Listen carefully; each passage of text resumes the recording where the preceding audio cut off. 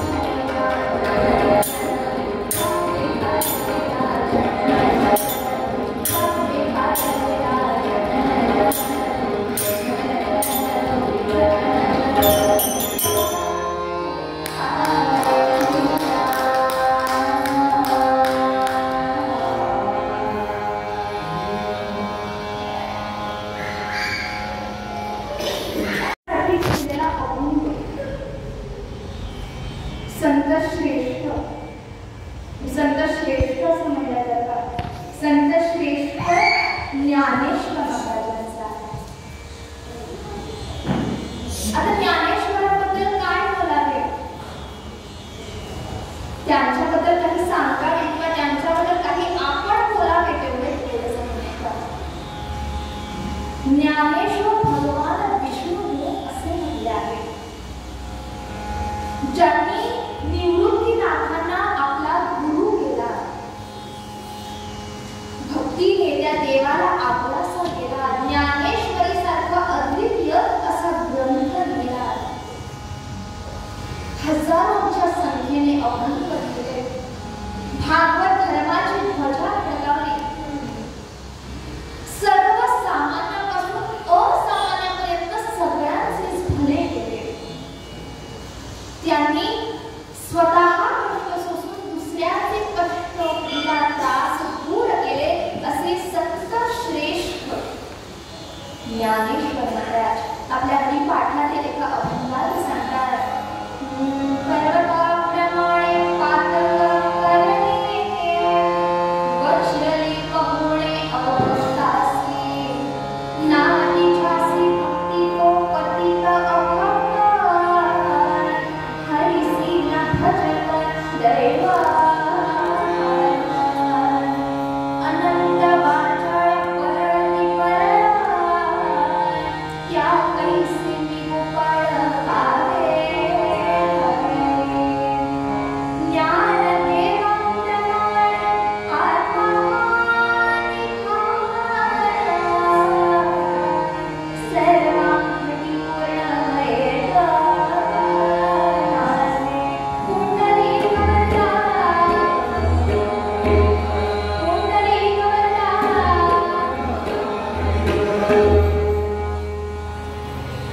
शिवदेव जे कोणी बाहेर उभे आहेत त्यांना विनंती आहे की त्यांनी कृपया आत येऊन बसावे, कारण खुर्च्यांची व्यवस्था आहे आणि व्यवस्था असतानाही आपण तुलाच उभे का राहणार नाही का. तर सर्वांनी मिळून एका मोठ्या गजर म्हणूया, कुंडली गवळला.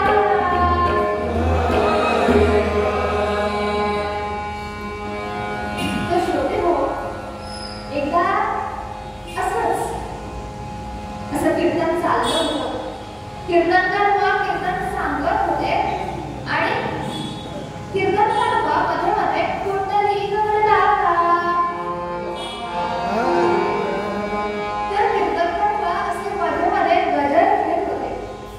तर कीर्तनाचा हा नियम आहे आणि असतो की कीर्तनकार बुवाने मध्ये मध्ये तो देवाचा गजर घ्यावा. असा तेव्हा कुंडली गवळला.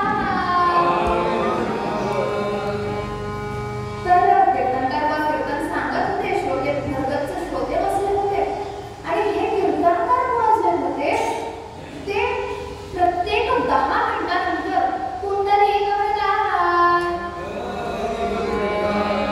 तर हे कीर्तनकार बुवा प्रत्येक 10 मिनिटानंतर कुंडली गवळला.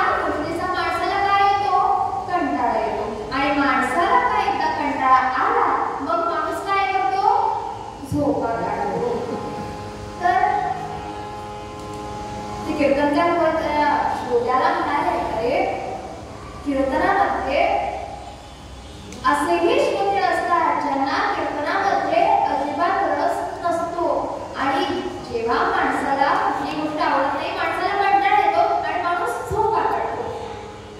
आता कीर्तनाचा हेतू काय आहे तर लोकांच्या कानावर देवाचे चांगले शब्द पडावे, जेणेकरून काय तर माणसाचा पाप कमी आणि पुण्य जास्त होईल. तर कीर्तनाचा हा हेतू असतो आणि माझा हा कीर्तनकाराचाही हाच हेतू आहे.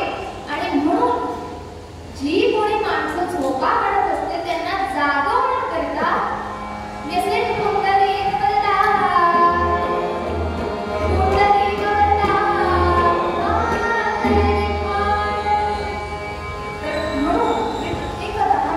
मला कोणी झोपा काढताना दिसला की त्याला जागवण्याकरता जेणेकरून त्याच्या कानावर 4 देवाचे शब्द पडतील आणि अशा प्रकारे त्या माणसाचे पाप कमी आणि पुण्य जास्त होईल. म्हणून मी असे गजर घेत होतो. श्रोते हो, कीर्तनाचा हाच हेतू आहे आणि कीर्तनकाराचाही हाच हेतू आहे की ज्या परमेश्वराने आपल्याला जन्माला घातलेला आहे त्या परमेश्वराची माणसाने आपल्या जीवनात त्या परमेश्वराची भक्ती करावी, जेणेकरून माणूस कितीही पापी असला तरी जर त्याने त्या परमेश्वराचं नाव घेतलं तर त्या पापातून माणूस करू शकतो. तर आजच्या काळात पाप हे सगळेच करतात. कुणी चुकून करतात, कुणी मुद्दाम करतात, कुणी नकळत करतात तर कुणी अज्ञानाने करतात. पण त्या पापाचे फळ मात्र प्रत्येकाला भोगावेच लागते, ते कधीही चुकत नाही. एका कवीने म्हटलंय, न कळता पद म्हणजे पाय, न कळता पद अग्नीवरी पडे म्हणजे त्या आगीवर, न कळता पद अग्नीवरी पडे, न करी दाह असे न कधी घडे. आता श्रोते हो, त्या अग्नीवर म्हणजे त्या आगीवर आमचा पाय पडला तर आपला पाय हा खाजणारच. तर तसे पाप केले की आपल्याला दुःख हे होणारच नाही.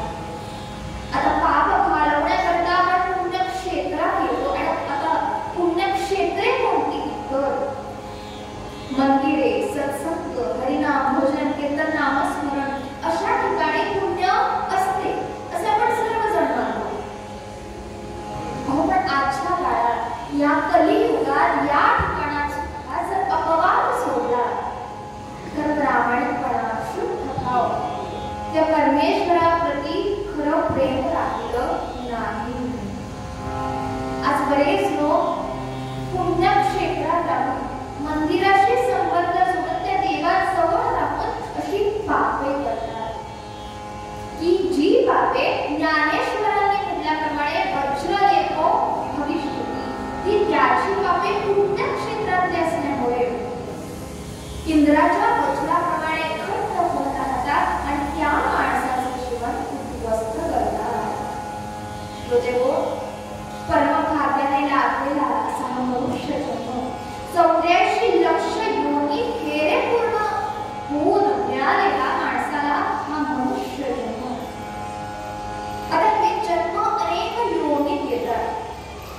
त्या कुत्रा, उंदीर, रेडा, बैल, वाघ, सिंह, विंचू, पाली, सरडा, मासे, मगर, किती सांगू असे अनेक प्रकारचे जन्म घेऊन आपण सर्वजण माणूस म्हणजेच मनुष्य झालो आहोत. श्रोतेहो, जनावरे जगतात तसेच आपण म्हणजे माणसाने जगायचं का? खाणे, पिणे, फिरणे, झोपणे आणि जन्म घालवणे एवढेच आपले म्हणजे माणसाचे जीवन आहे का? श्रोतेहो, आपल्या शरीराला नको नको त्या वाईट विषयांची चटक लागते. आज आपण पाहतो मौज मजा करण्यात माणूस नंबर 1, तर काही जण मोबाईलवर खेळण्यात, आजकालची मुलं तर प्रत्यक्षात कमी आणि मोबाईलवर होणं जास्त.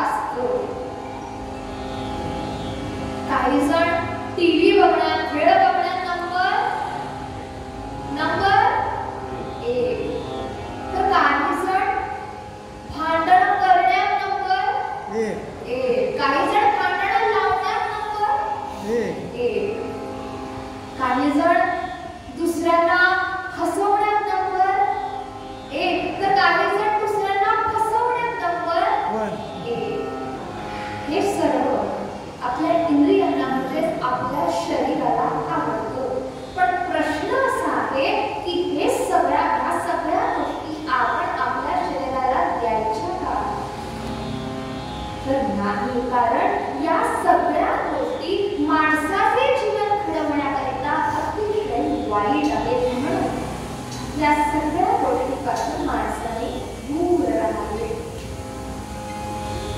सुदैव हा संसार रूपी दिवसावर तरुण जाण्यासाठी आपल्या इंद्रियावर म्हणजे आपल्या शरीरावर पूर्णपणे ताबा पाहिजे.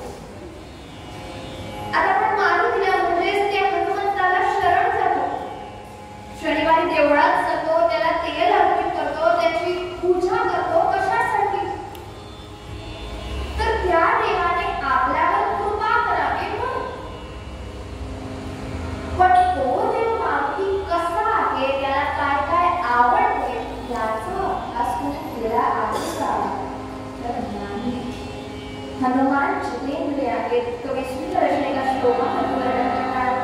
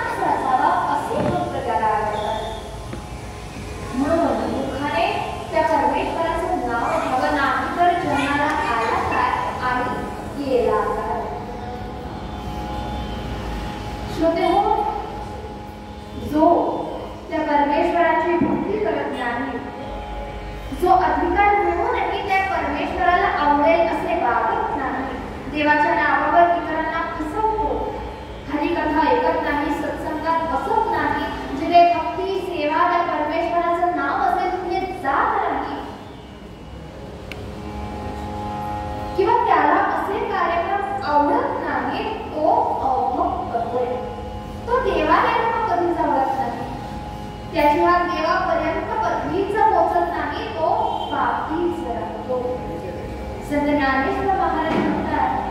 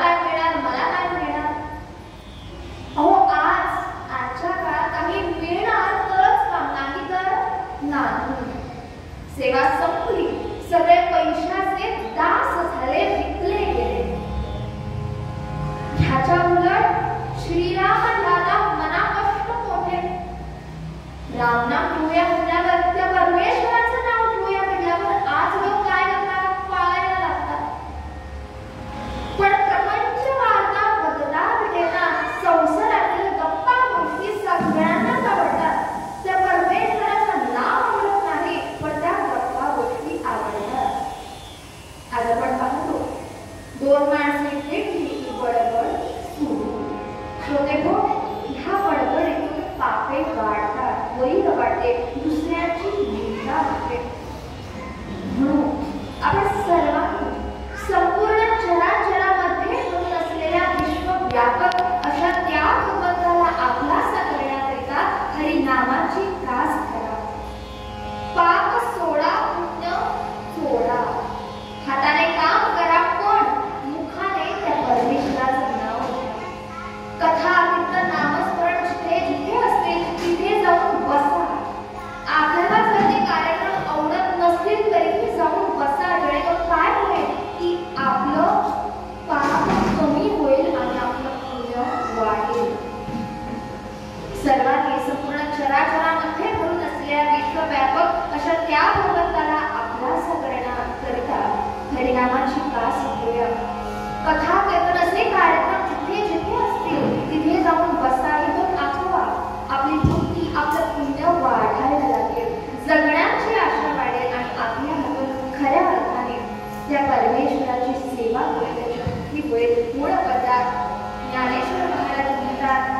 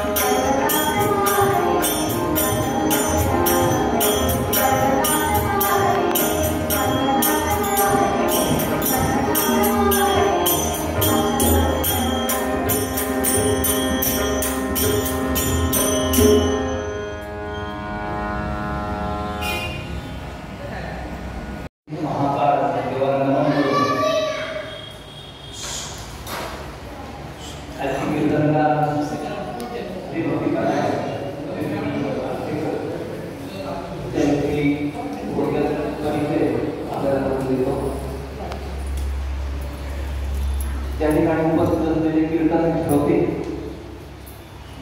आपल्याला माहिती असेल की कीर्तन एक अतिशय अवघड अशी कला. कीर्तन शिकण्यासाठी काही गुण अंगी असावे लागतात आणि ते म्हणजे खूप वाचन पाहिजे, वाचन साधना पाहिजे.